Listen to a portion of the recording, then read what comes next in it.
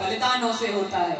और देहदान देहदान योद्धा ही करते हैं, ना कोई पूजा जाता है। और रणभूमि में वीर मरे तो शव भी पूजा जाता है। सुप्रभात, मेरा नाम नैतिक यादव है, मैं कक्षा 9वीं का छात्र हूँ। तो आज मैं आप सभी के समक्ष एक कविता लेकर प्रस्तुत हुआ हूँ जो हरिओम पवार जी द्वारा लिखी गई है। मैं यह कविता गगन ओबरॉय सर और उनके माता पिता को समर्पित करता हूँ। और मैं कोशिश करूंगा कि मैं इस कविता को ऐसे गाऊं कि आप सभी को के समक्ष में वो दृश्य प्रदर्शित कर सकूं कि जो कविता कहना चाहती है। मैं यह कविता गा के सुनाना चाहूंगा, तो मुझसे कोई त्रुटि हो जाए तो मुझे माफ कीजिएगा। तो आइए शुरू करते हैं। मैं केशव का 5 जन्म भी गहन मौन में खोया हूँ, उन बेटों की याद कहानी लिखते लिखते रोया हूँ। उन बेटों की याद कहानी लिखते लिखते रोया हूँ, जिस माते की कुमकुम बिंदी वापस लौट नहीं पाई।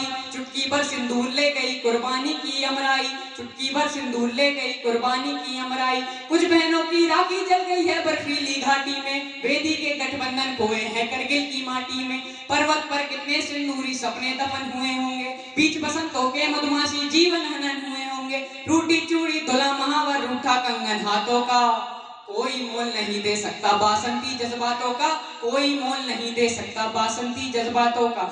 उनको भी मीठी नींदों की करवट याद रही होगी, खुशबू में डूबी यादों की सलवट याद रही होगी। वो पहले पहले चुम्बन के बाद लाम पर चला गया, अम्मी शेखा छोड़कर युद्ध काम पर चला गया। जब उन नई चूड़ी रोई होगी चुपके घर के कोने में, ताजा काजल छूटा होगा चुपके चुपके रोने में। जब बेटे की अर्थी आई होगी सूने आंगन में, शायद दूध उतर आया हो बूढ़ी माँ के दामन में, शायद दूध उतर आया हो बूढ़ी माँ के दामन में। वो विधवा पूरी दुनिया का बोझा सर ले सकती है, वो विधवा पूरी दुनिया का बोझा सर ले सकती है, जो अपने पति की अर्थी को भी कंधा दे सकती है। मैं ऐसी हर देवी के चरणों में शीश झुकाता हूँ, इसीलिए मैं कविता को हथियार बना कर गाता हूँ, इसीलिए मैं कविता को हथियार बना कर गाता हूँ।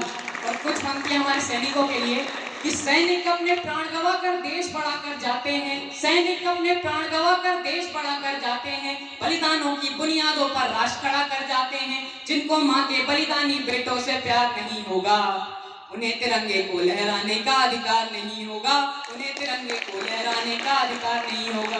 और जाने से पहले कि जैसा कि हम सभी जानते हैं गगन ओबरॉय सर एयरफोर्स में थे, तो मैं एयरफोर्स के लिए कुछ पंक्तियां कहना चाहता हूँ कि दिखाई नहीं देते बादलों में कहीं गुम हो, दिखाई नहीं देते बादलों में कहीं गुम हो, पर ये वतन सलामत है क्योंकि आसमान में तुम हो। धन्यवाद एवं जय हिंद।